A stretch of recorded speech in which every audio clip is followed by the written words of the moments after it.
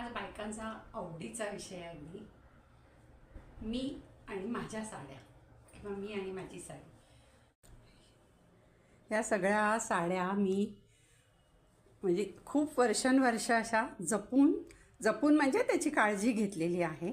त्यामुळे त्या अजूनही छान आहेत ना. तो खूप छान दिसतो अशी.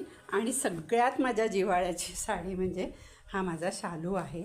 या शालूला तुम्हाला सांगते 45 वर्ष आता होतील, पण ह्याची चमक बघा तुम्ही. जशीच्या तशी आहे, म्हणजे थोडी कमी झालेली आहे, नाही असं नाही, पण ही आहे ना साडी आता थोडीशी आहे बघा मध्ये मध्ये ना अशी हे झाली आहे, म्हणजे ते अशी विरायला लागली. आता अर्थात 45 वर्ष मी तिला जपून ठेवली होती. अधूनमधून मी कधीतरी नेसते. आणि ह्याचा पदर पण बघा किती सुंदर आहे. पदर इतका सुंदर आहे ना त्याचा की बॉटल ग्रीन पदर आहे आणि पूर्ण ब्लड रेड्स हे शालू म्हणजे अंगावरचा सगळा रेड आहे. आणि ह्याचा जर तुम्ही बघाल तर 45 वर्ष झाली तरीही ह्या साडीला अजूनही म्हणजे तेवढी छान त्याचा शायनिंग आहे. एकदाही मी ड्रायक्लिनिंग केली नाही.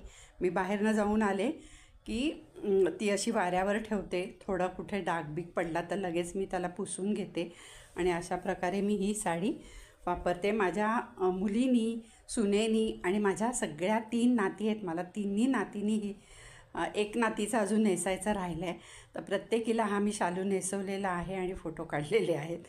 त्यामुळे म्हणजे एक पिढी, दुसरी पिढी, तिसरी पिढी अशी ते सगळ्या शालू नेसवून फोटो काढलेले आहेत.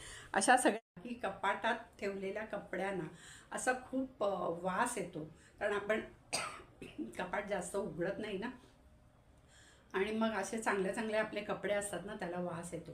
त्यामुळे पावसाळा सुरू व्हायच्या आधी काय करायचं, एका वाटीमध्ये किंवा एका काही पेला घ्या, काही घ्या, वाटी घ्या, त्याच्यामध्ये उदबत्ती, चांगल्यातली उदबत्ती घेऊन त्याचे 3-4 तुकडे आणि 2-4 एक 4-5 लवंगा आणि कापूर असतो ना आपला भीमसेन कापूर, त्याचं एक छोटी वडी, असं तुम्ही कपाटात कोपऱ्या कोपऱ्यात ठेवून द्या.